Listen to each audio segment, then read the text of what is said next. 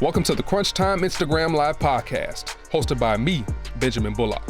This podcast features nothing but real talk analysis and conversations about sports, entertainment, news, and much more. Now, strap in and buckle your seatbelts because it's time for Crunch Time.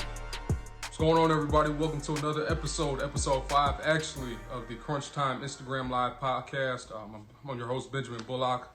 Thank you for joining me, man, on this Wednesday night here in the middle of August. Hope all is well with y'all across wherever you guys are in the world, in the country, or wherever you guys might be. So today's episode, we're going to focus on strictly music. We're going to be talking about the current state of hip hop. I know we focused on sports the last 4 weeks, but we're going to do a little change of direction this week. So for my guest this week, I have the actually Big KRIT, who is my favorite artist out right now. I have his DJ, the $1 Million DJ DiBiase, straight out of ATL, man, but he's actually based in Miami right now. I'm very excited about him. I'm going to pick his brain on what he think the current climate is of hip hop right now, and also going to pick his brain on in regards to, how it is to work with Big KRIT. DiBiase. What's up, Ben? What's up, man? What's going on, G? Man, I was trying to get to the crib before 8, but it ain't gonna work. The way this traffic in Miami is, I'm just gonna do it out here in the parking lot, just make sure I'm good on both sides and everything like that. That's cool, bro. You living that life down in South Beach, boy. Hey, man, I'm a big proponent in designing your life. We all are directors in our own life, so make it something that you would want to watch. You dig? That's good, man, bro. How you holding up today, man? Everything good? I'm blessed, man. Wednesdays is Water Wednesdays. That's when I hit that beach, get refreshed, tap in with my soul and higher being and everything like that. Then I get back to the grind, you know what I mean? That's good, bro. That's good, bro. Now, recently you just put out today, man, you're going to do an Instagram live mix of UGK tomorrow, man. I know you're excited about that. Yeah, that's a heavily requested mix. I actually did a UGK versus Outkast mix earlier on in the quarantine, but I didn't plan for this, It was just stuff I was doing randomly. I didn't really plan for the whole IG live mix thing to become a thing. So, I shout out to my BDC crew. They always show love, and, they have some requests as artists they want me to feature, so UGK was definitely on the top of that list, you know what I mean? That's right, bro. I know I tune in every Sunday and every Thursday, man. You be doing your thing, man. We all tuned in about a good 30-40 because that being faithfully, you know what I mean? Every week, so I appreciate y'all. Yeah, no problem, man. So let's hop into this thing, man. So what do you think the current state of hip-hop is right now, considering we've been in this pandemic going on about 6 months now? I mean, it's I feel like not even just with hip hop, just everything is just a reset, One of my favorite albums to listen to, or I guess quote unquote mixtapes, is Mailbox Money by Nipsey. Mm-hmm. And one thing I liked about that mixtape when it came out at the top of the year. I think it was 2015. It was right. It was like a brand new year, brand new start. And a lot of this stuff he was talking about 5 years ago is kind of happening right now. He said, literally in one of his songs, not even on some rap stuff, just on a skit, none of the skit, like the end of a song, the outro of a song, saying, all these big corporations and everything is going to crumble, and we're going to see a new gold rush as far as technology and doing stuff online. So I feel like right now, because it was just started to become a little bit too easy for the music industry just to make a TikTok dance to this song. We play it enough, it goes on the radio, and then it becomes the best-selling song of all time. Right now, people are really faced with some real trials and tribulations, and they want something that's going to touch their soul.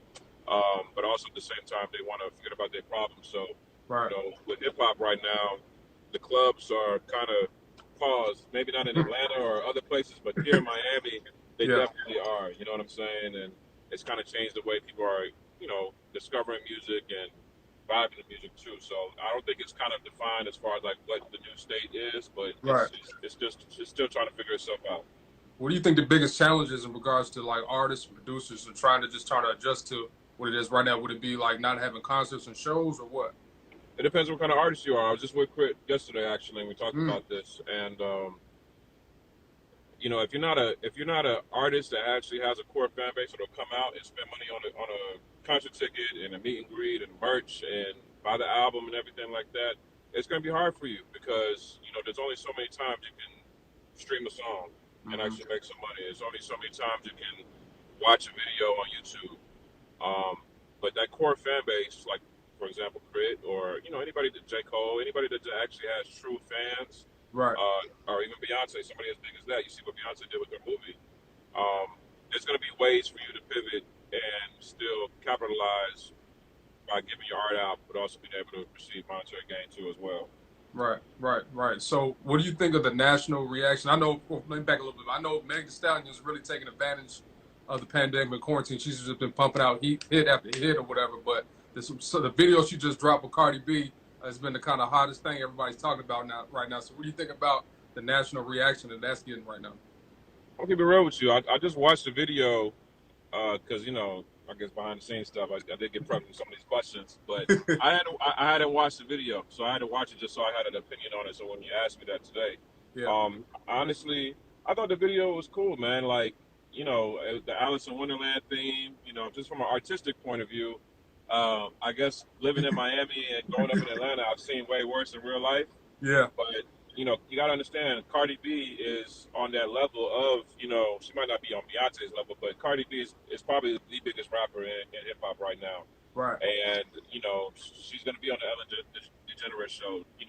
Grandmothers are gonna know who Cardi B is. So, when that's the case, kids are gonna know who Cardi B is. Mm-hmm. And there's so much stuff that's censored on YouTube that's mind fruit and everything like that you have to have consent to watch. But you can watch Cardi B and Megan Thee Stallion, popping it without any type of parental advisory or anything like that. But as far as music goes, it's freedom of speech. You can say what you want, but it goes both ways if you don't like what's being said. Right. Why do you think Cardi B is the hottest rapper out right now? I mean, just as I'm not hottest as in like my opinion, like she makes the best music. Yeah. I'm just talking about as far as like the way I look at it like this, like Nicki was hot for a very long time, but the one reason why Nicki kind of fell off, she never reached back, especially to the female artists, female rappers especially. Cardi, she come on, she's very transparent. She'll get on Instagram Live or Instagram period, barefaced, beginning of the morning, without no makeup, anything like that, and people really appreciate that, especially the younger generation. Right. They don't want to see Nicki Minaj who. Everything has to be perfect and every, hair and everything like that. Cardi B is real to a lot of people, and they like what she represents. She's flawed. She's not perfect. She admits that she's had work done. She's not out here trying to, act like somebody she's not. I think people are attracted to that. So then when the music comes on, it's just kind of like, hey, this is fun, and she's entertaining, and that's at the end of the day, she's entertaining, right? And that's what makes her hot. Right. I like that, man. I like that. I think, Cardi, I mean, I'm not a huge fan of Cardi, but I definitely see what she's saying, man. She does a good job of taking advantage of the moment and just kind of galvanizing and encouraging her fans to kind of just get her in tune to whatever she's got going on. Exactly. She knows how to capitalize on stuff, and brands love that. She's also a different lane as far as, her coming from a Latinx background and everything. Mm-hmm. And that's a big part of this population. Shout out to my boy Sig up in here, who's Mexican and Italian. But that's a huge part of this population that's getting touched, by her music and somebody that they can relate to or whatever the case may be. So from a business side, she's touching, she's putting paint where they ain't, so to speak. Yep. This is DJ DiBiase, the $1 million DJ, straight out of ATL, based in Miami. Go ahead and drop your questions right in the comment section if you have any questions for him. So let's get to my favorite part of this interview, man. What's it like to work with our country cousin, Big KRIT, bro, Justin Scott? Yeah, man. I've been working with KRIT now for 7 years. We were just talking about this yesterday too. We were talking about some tour stories and stuff that's happened because we've done so many shows and everything. Kind of don't really remember stuff until it comes back up. But working with KRIT has been a blessing. Shout out to KRIT's original DJ Wally Sparks. I was really just a fan of KRIT like everybody else. Mm-hmm. And I remember I got the call like 2 a.m. on a Thursday night. I just happened to be up, and they said, hey, we're looking for a new DJ. Would you want to do it? I'm like, yeah, I would like to do that. You know what I'm saying? So ever since then, it wasn't like something that I had to learn the music or, study, what it was. Like, I'm like, this is an artist who I listen to almost on the daily. So, big shout out to the whole team and everything like that. But, working with KRIT, because I don't just DJ for him, I'm the music director too. So when you're watching the show and why this song came after this song or why did these songs get picked, it's a collaborative effort between KRIT and I. But, that's something I take pride into as well. That that kind of leads me to my next question, man, about you being the music director. Walk me through how y'all put together a track list for shows and concerts and all that.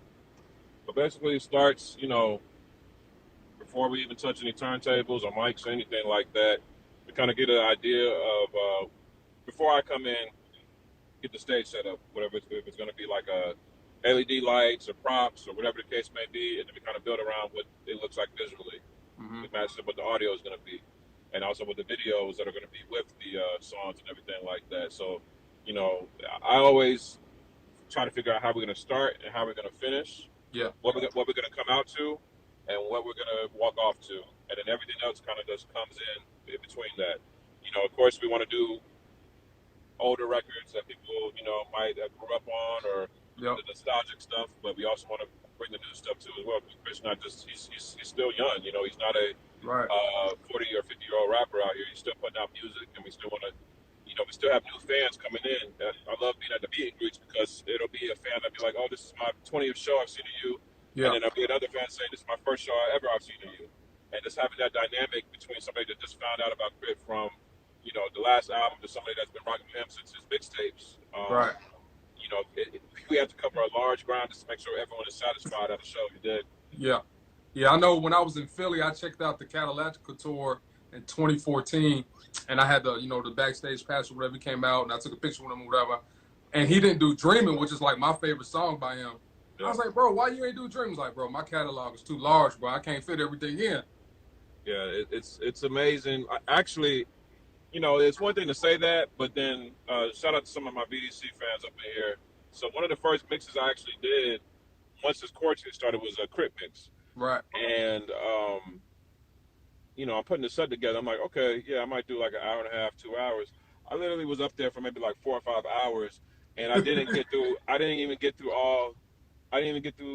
probably got through 70% of the catalog. You know what I'm saying?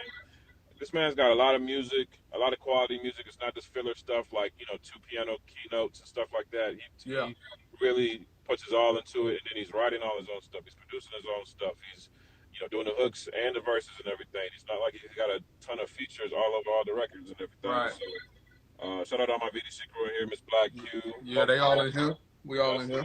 I see y'all. Yeah, man. So Waka Flock, he actually was on Noriega's podcast, I believe it was a couple weeks ago, and he actually said KRIT was the Nas of the South, man. I thought he was pretty much right on point with that. What you think?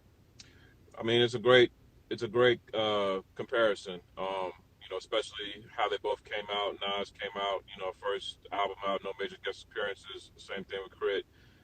Held it down on his own, but Nas doesn't produce his own music. You know what I'm saying? And that's why I feel like KRIT is in his lane of his own, because a lot of people forget or sleep on the fact that this man is making a majority of his beats. Like only the last couple of albums, I would say, speaking of like Cadillac, let's talk about Cadillac. From then on, like, have you started to hear a little bit more outside production? But you have to think of all the bodies of work prior to that really got people talking and whatnot. That's all his production, Right. Nas is one of my favorite MCs of all time, but comparing Nas to KRIT from a lyricist point of view, and just giving you that point of view of somebody that's from just bringing you into their environment, like how Nas did with Queensbridge and how KRIT did with Mississippi. If you've never been there, if you've never been from there, it could put you in that mindset if you just close your eyes and just listen to the lyrics and the music. So I do agree with it from that point of view. Yeah. That's cool, man. I got a couple more questions for you. If y'all have any questions for DiBiase, go and drop it in the comment section. We got about 2 or 3 more. Yeah, go ahead and drop that right there. So I know a big thing everybody's been paying attention to, and you kind of piggybacked off a little bit, man. It's been this whole versus thing that Timbaland and Swiss Beats is doing. What's a matchup you would like to see, man? That's a really good question. I still want to see the UGK versus Ballin' G that they were talking about. Actually, I want to see that one, and I want to see the Bone Thugs and 3-6. Yeah, I don't know what happened. Like it was all like Bone and 3-6. Paul was about to do it on their own, and then Versus stepped in and said, "Hold on, let's do it the official way," and then it never happened. But I want to see some more like, crew stuff. I want to see some more down south representation. Right. I know they did Change and Ross, you know what I'm saying, but some of that like good 90s, early 2000s, you know what I'm saying. I want to see that. Yeah, I'm a huge 3-6 fan. That's kind of the reason why I like Chris so much, man, because he's a blend for all the South legends. You know what I mean? I came up I came up or whatever when I was younger, and that's what the reason why I like him. But I think 3-6 gonna wash Bone Thugs with no problem, bro. It won't even be a contest. Yeah, I mean, it would have been the reason why I really wanted to see it because they actually had beef back in the day, Mm-hmm. and as far as that whole triplet flow and everything like Yeah, that, it just would have been great to kind of see that. Plus, us being from the South, where are you from? Chicago and Delaware. Okay, well, being from the South, 3 6 Mafia, you know, it was it. You know what I mean? But Right, Own had such a reach from not just the Midwest, but also all the way out to the West Coast because they were signed to Ruthless with Easy. right. And so, a lot of people, if you go out to LA and everything like that, talking about 3 6 Mafia, you might find a fan or something like that here and there. But if you're going to talk about groups and stuff that Mm-hmm. aren't from LA, especially the Chicano community, Mexicans and stuff like that, they love some 3 6. I mean, some Bone Thugs. You know Mm-hmm. what I'm saying? Like it's Mm-hmm. crazy, but that's why I feel like just from a nationwide, because a lot of these verses have been washes, man. Like I feel like a lot of them been real mismatched. They've been entertaining to watch, but they've been some Exactly. mismatches. You know what I mean? Like the Luda and Nelly one made absolutely no sense to me, bro. When Nelly played, he played a song. He played two songs. I was like, what the hell? He played a remix with no. He played a song with Akon that ain't nobody ever heard. And then he played the remix to I think like Rock the Mic with Freeway Yeah, and yeah, Pete Freeway and Siegel. them. Like Yeah. everyone's like, I didn't even know there was a remix to this. But He he didn't even played play it. Batter Up, bro. He didn't even play Batter He Up. didn't play Batter Up. He didn't play Number One. He didn't play Loving Me. He didn't play. Oh He yeah, didn't play. Love Me is my favorite, bro. Yeah, like he didn't play a lot of stuff he had, but yeah, it was still entertaining though. That was one of the more entertaining ones for sure. Cool, cool. All right, I got one question from you from my man Freddie out here in Dallas. It's All right. Big KRIT relay. He says, "You think KRIT gets the mainstream credit he deserves? If not, why?" No, he doesn't. I think that's obvious. He doesn't. And why is just because he's not a microwave artist. Right.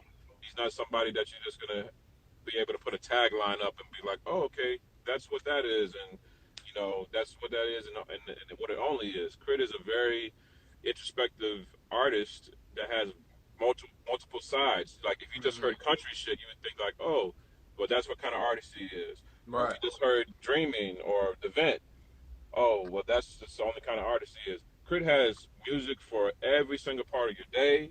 Hmm. From maybe if you started listening to Crit in high school, he's got music for that. To college, to post Strip college, clubs, money on the strip floor. club, all that. You know what I'm saying? And a lot Yeah. of a lot of a lot of artists can't do that. They just kind of pick one sound and stick with it. Hmm. Chris not like that. Plus, he drops the real stuff. He doesn't drop the stuff that um, the politics. He doesn't play the politics game as far as just putting BS out here so kids aren't learning or whatever the case may be. He actually drops knowledge and Right. insight. And when anytime that's going on, they only allow one person at a time, and then they don't allow a whole core of people to come out like that. But I can't even blame mainstream anymore because we have the power with this thing I'm holding right now, this phone. Hmm. You have the responsibility to figure out what you want in your music, what content what you want visually, what you want to stimulate you. You have the access to do that. There is Right. no, oh, I can't find this or the radio's not playing. It's on you. If you can work a Right. Netflix account, you can figure out how to find an artist that you're gonna like too. Right. Right. DiBiase, man, it's been great, bro. Before I let you go, man, plug your seasoning, bro. You going hard with that thing, man. Oh yeah, that's really what I've been doing a lot. It's been nice to talk music because I haven't talked music in a minute, but UncleDibs.com. All right, so listen, UncleDibs.com or Uncle Dibs is my seasoning line. I have 3 seasonings out right now: my Texas steak rub, my Atlanta lemon pepper hot, which is going crazy, doing numbers, and then my straight drop rub, which is your Hmm. all-purpose seasoning. You can put on anything from seafood to veggies. Set up my boy Kerosene up in here. He just sent me a picture of him making some cauliflower hot wings or something like that. You know what I mean? Yeah. So it's not just for you to pick out on and everything like that. You can throw it on your veggies and everything. So UncleDibs.com. That's the movement. I'm telling you, black owned, 100% organic, no GMOs, no preservatives. A lot of Hmm. a lot of the seasonings that you buy at the store, it'd be like a little bit of what they say that you're getting, and then a Right. lot of preservatives to fill it out so that it can, flow out the bottle better and stuff like that. But if you look at the label and you see what's on it, it's not stuff that you have at home. So why are you putting it in your Exactly. wallet? So Exactly. everything is 100% organic. I ship nationwide. I've shipped all the way to Australia, Saudi Arabia, so I can definitely ship it to you. UncleDibs.com. All right. Awesome, bro. All right. Hey, Miss Black had a question for you. My bad, Miss Black. Let me drop this thing for you real quick, man. Since KRIT 10 years monumental, man. Are there plans for a tour or a concert in the works still, despite whatever happens with COVID down the road? Yeah, we were just talking about that. KRIT and I were just talking about that yesterday. And as far as just some plans in the future and everything like that. So I'm gonna let him tell y'all before I say it. But this whole pandemic and everything being shut down. One of the hardest things has been the canceling of shows, canceling of tours, not being able to reach the fans in person. Um, but we want to be able to do that in some type of way, but also keep things safe at the same time. So Absolutely. everyone just keep supporting and keep your ear out, whether it be on my page, KRIT's page. Shout out to Team Big KRIT, Dutch, whoever. And we're definitely gonna have some things lined up soon, sooner than you think. Shout out to my people up here. I don't want to forget them, but Clay James, my boy Clay James, Kerosene, Miss Black, everybody break them off. Everybody that's Mm-hmm. up in here. Bull, everybody, man. I appreciate you, Brown Sugar. Everybody, I appreciate y'all. VDC tomorrow, UGK Mix Thursday, 10 p.m. Eastern. Bring your cups. You already know what to do. Bring your requests, Cigars. cigars, all that. Okay, we might be even going all night. It's gonna be a trill Thursday night. All right. Yes, sir, bro. Appreciate you, man. We'll talk later, okay? All right, man. All Peace. right, man. Appreciate you. One love. Mm-hmm.